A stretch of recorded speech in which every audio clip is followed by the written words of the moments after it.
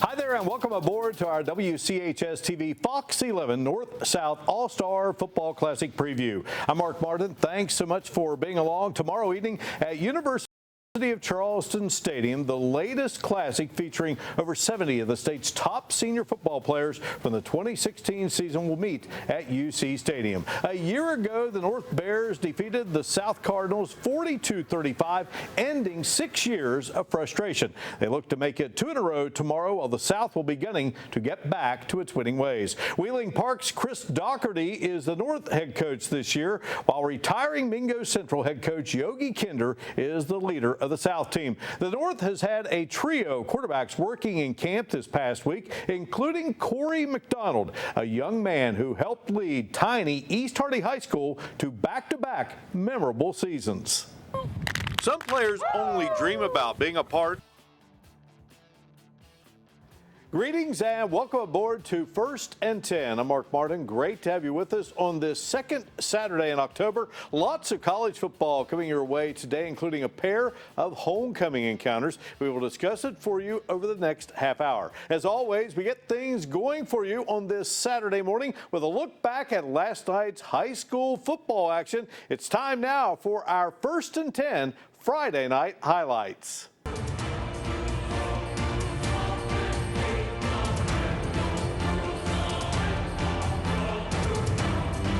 This is Wendy's Friday Night Rivals, presented by Marshall Sports Medicine Institute. And we welcome you live inside Point Pleasant Stadium on a beautiful October evening for high school football as we present the Wendy's Friday Night Rivals Game of the Week, presented by the Marshall Sports Medicine Institute.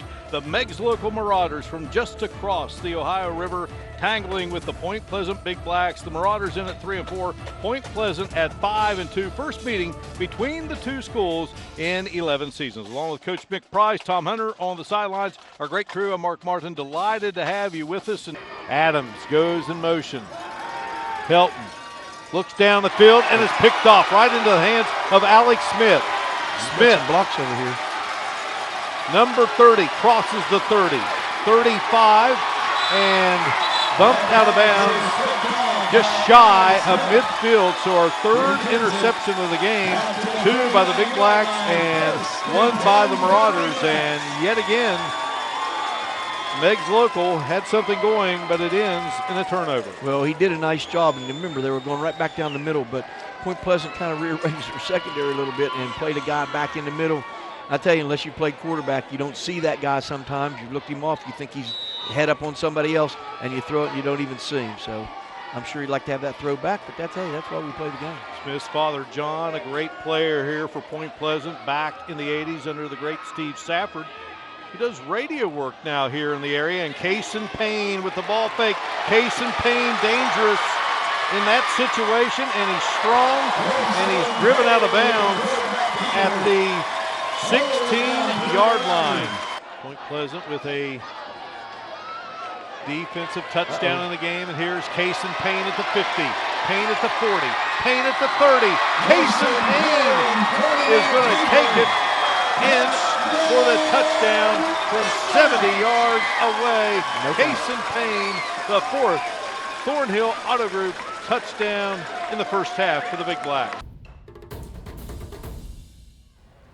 A very pleasant Sunday to you. I'm Mark Martin, and welcome aboard to Marshall Basketball Today with Dan D'Antoni, presented by St. Mary's ER. Great to have you along as this 2016-17 season progresses for Coach D'Antoni's Thundering Herd. A 3-game road trip concluded last night for the Herd as they ventured to Bowling Green, Kentucky for a second meeting of the season with the Western Kentucky Hilltoppers. Marshall was looking to take down Western for a second time in this 2016-17 campaign.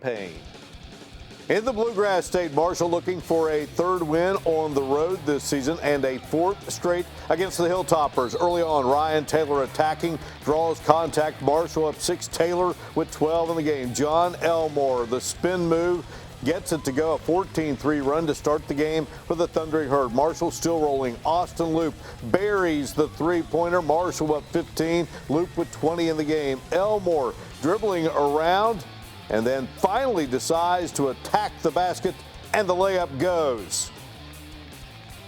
This time the Herd offensively going to work it inside. The Terrence Thompson, Marshall up 39-26 after the basket by Thompson. And before the half, Elmore goes on the drive again. The bucket goes through. Marshall ahead 49-34 at halftime. Second half, Marshall continuing to have success. Elmore with the three-pointer before the shot clock expires. The lead in the 20s. Loop connects for three-point range. He would join the 1,000-point club on the night.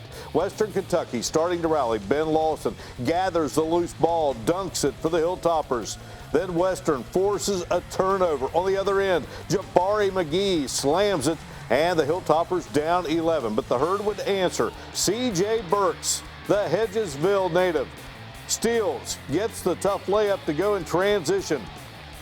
Elmore going to come back here, knocks down the three-pointer. Marshall up 14. Elmore with 32 in the game. Western Kentucky still hanging around. Q Johnson attacks, gets the basket, draws the foul. It's a 10-point game.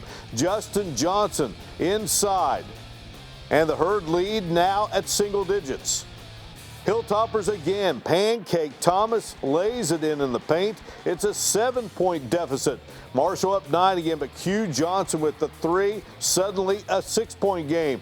Johnson once more. Three goes, and it's an 82-79 score.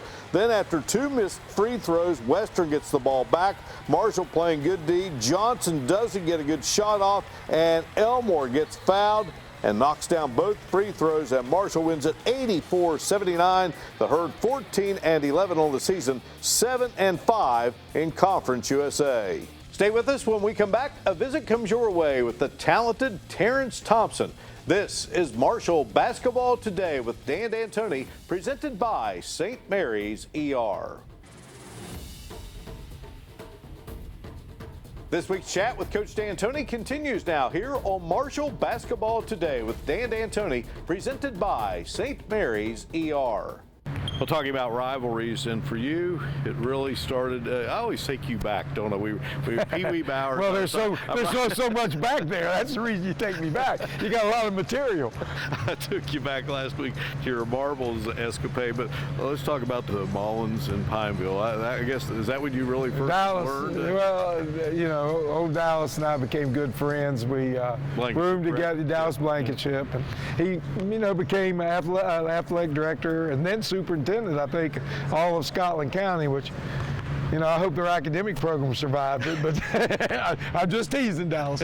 But, yeah, I was real proud of him, coming from where we came from, and we were, you know, pretty much isolated growing up, and, you know, he did well, and I'm very proud of who he is and what he's done. And but Pineville, Mullins, and Pineville, and Logan, and Beckley, and Oceana, and you know, there was really good basketball down there from a multiple.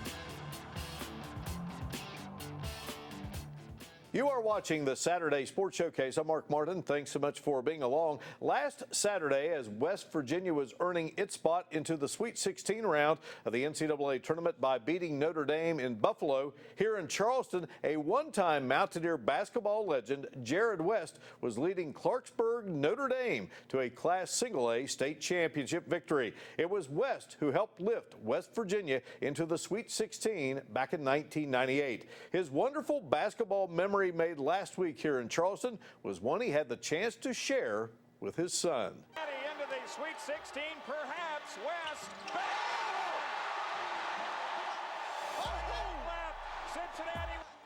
It's a shot that will forever live in the minds of Mountaineer fans. Jared West banking in a three-pointer, advancing WVU to the Sweet 16 and sending Cincinnati home. A Bearcat team coached by none other than current Mountaineer head coach Bob Huggins. I had a great group of friends to go along through my journey. Just the friendships is what I know I miss the most when I think back on the playing days. Fast forward nearly 20 years, and there was West last Saturday guiding Clarksburg Notre Dame to its first ever state championship with a young version of Jared West leading the way. It was the greatest feeling in the world, definitely.